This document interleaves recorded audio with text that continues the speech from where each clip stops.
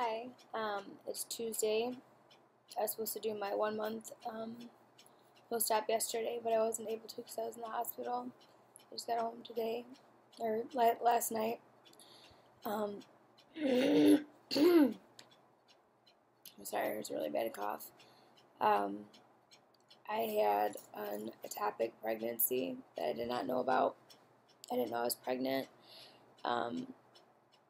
I almost died. I came very, very close to dying. It was probably the most terrifying thing I've ever experienced in my life. My throat's still messed up because they had to put the tube down it.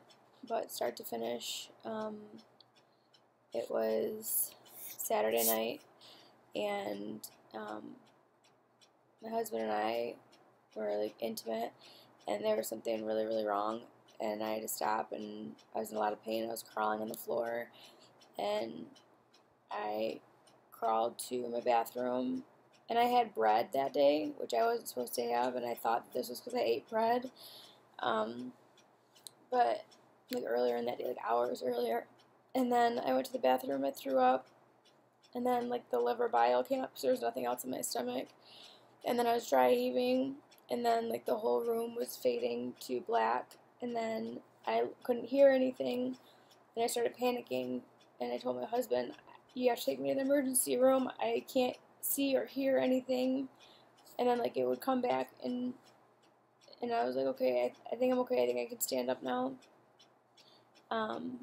Walked back to my bed, and then I started to feel nauseous again. My husband handed me a bottle of water, and started walking me towards the bathroom again. And I fainted. I don't remember fainting, but I woke up on the bathroom floor. My hand was in the litter box with like the bottle of water in the litter box because I apparently passed out and fell into the litter box. And I just looked up to him and I said, how did I get here? And he was like, you fainted, you were convulsing. And he started panicking. And then I started walking back to my bed, and I made it maybe 5 steps into my room, and he said that my toes curled under and my eyes rolled back in my head, and I just fell straight forward, and he caught me before I hit the ground. And I remember like I was starting to dream, and he tried waking me up, and my whole body was convulsing, and he said, I told him I wanted to sleep, and I was like, just let me sleep it off, I'll go to the doctor's in the morning, just let me sleep, because when I was convulsing on the floor in the bedroom, I wanted to sleep, and he said, absolutely not, you're going to the emergency room right now, I don't know how to help you, you're white as a ghost, there's no color in your skin at all, you're freaking me out, and I wasn't dressed, so he put clothes on me and carried me to his car, took me to the doctor's office. In the car ride there, I was fainting and convulsing again. He said I stopped breathing, and he had to like shake me, and he's like, Laura, stay with me, stay with me. And when I woke back up, I was puking again, and I was too worried about getting puke on his car, and I turned, and I was like just puking like down my side in his car, but trying to like hold it. I puked like all over myself and all over my jacket, and I kept passing out, and everything kept going black, and we got to the emergency room, we were in the waiting room, and he was going ballistic because there was no one else there except for like one lady who was complaining of a migraine, and they were seeing her before they were seeing me, and I was having convulsions in a wheelchair, and finally they let me in.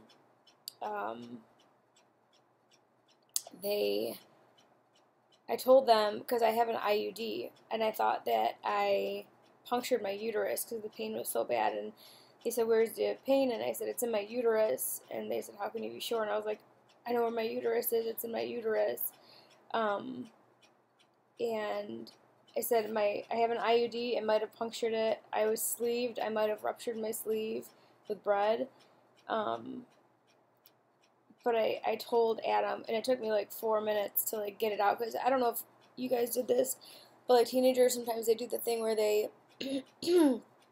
they choke themselves out to like faint, and then it makes your body feel fuzzy. Basically my body was doing that over and over, obviously without me doing anything to deprive oxygen to my brain, and I recognized the feeling from doing that when I was like 14, 15 years old. And so like it took all my energy to muster up to say to Adam, I'm severely dehydrated, because my lips were like all cracking and my fingertips were like dry. I could tell in my throat and stuff.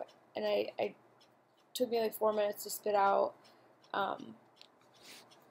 Adam, you need to tell them Adam's my husband. I'm severely dehydrated and there's no oxygen getting to my brain, because my brain kept fading out. And so,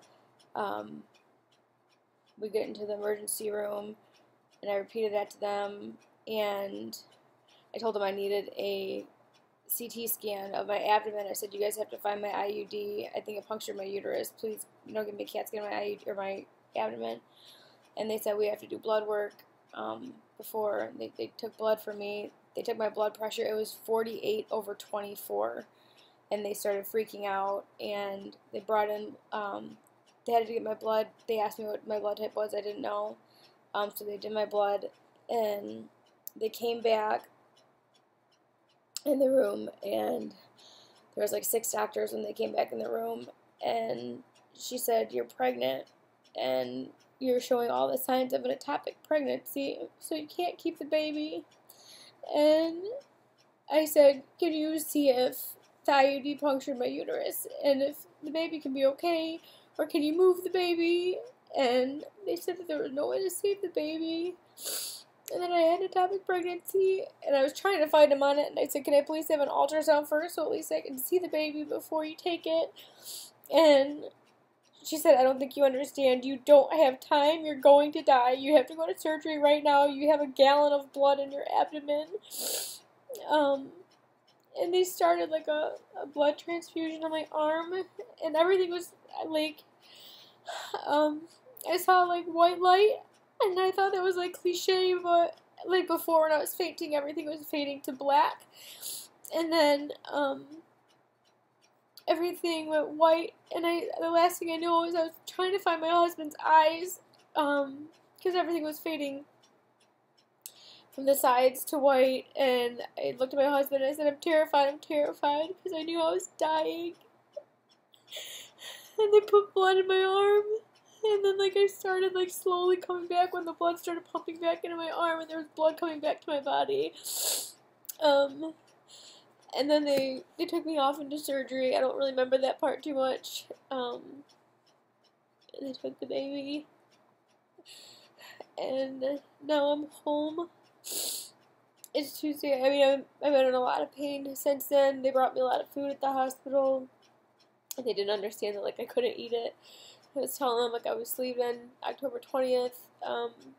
The doctor said that there was no, like, one surgery didn't cause the other one. Like, the ectopic pregnancy, it was attached to the fimbrilla. I'm going to say that wrong. It's, like, Fimbrlia, fimbrilla or something. I can't pronounce it, but basically where your ovaries are, an egg gets released and it goes into your fallopian tube and then it goes into your uterus, and it attached, like, it got fertilized right when it left the ovary before it went into my fallopian tube, so the baby was, like, resting on the end of my fallopian tube and growing. And she said that my sleeve, there's no way my sleeve could have caused that. She said what caused that was the IUD, because an IUD doesn't protect against pregnancies outside of the uterus. It only protects against pregnancies inside the uterus, which I didn't know, or I never would have got one. I'm 100% pro-life. Like, didn't know that was even a thing. It's really hard on me. But anyways, I was at the hospital. They gave me food. I ate barely anything. I've been hopped up on painkillers for a couple days. This morning I woke up in a lot of pain because it was the first time I didn't take pain in the middle of the night. Because when you're in the hospital, they have nurses that come in and just shoot it up into your IV. They have me on all liquid medicine because I told them I can't take pills and stuff. It's not going to absorb into my system. So I'm on like liquid narco, which is like a Vicodin, liquid ibuprofen, which is god awful. It tastes so bad, and like a dissolvable nausea pill. They said my potassium is really low and my vitamin D is low, so I have to take that stuff. But my stats for my 4-week update are completely off because of the IV fluid. I know 2 days before surgery, I just had to weigh myself and I was 176, so my high weight was 207, my surgery weight for my sleeve was 194, and 2 days before my 4-week update, I was 176.4. But like yesterday when I came home and this morning when I weighed myself, I was 190.0 again. So I know I didn't gain 14 pounds in a day and a half of being at the hospital. But it says that I weigh 190 right now, but I know it's all IV fluids, and I'm not honestly worried about it. It's the last thing on my mind is my weight loss right now. I'm grieving pretty bad, and I'm trying to heal, having 2 surgeries. The baby, I don't know what to call it, was laparoscopic. They went in and they took out whatever they had to. That was laparoscopic also, but it was my lower abdomen, not my upper abdomen, and it's a world of difference. It's a lot more painful to move around, to do anything. I can't put any weight on my left leg at all. It hurts really bad. So my stats, hopefully like in a week or so I'll calm down. They told me I was 5 to 7 weeks pregnant, which means that I was pregnant when I had my sleeve surgery, and I didn't know it. I was 1 or 2 weeks pregnant when I had my sleeve. And I know that my doctor asked me, that's my text message noise, I know my doctor asked me if I was pregnant, and I said no. He said, when was your last period? And before my sleeve, I thought it was a period, but apparently I was just hemorrhaging internally. I said I ended it 2 days ago, and I have an IUD, so pregnancy is not an option. My phone's about to blow up because it's working hours, and I'm supposed to be at work.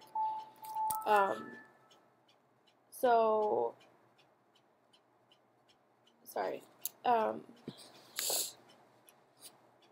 So I said my period was 2 days prior to my surgery, and I have an IUD, pregnancy isn't an option.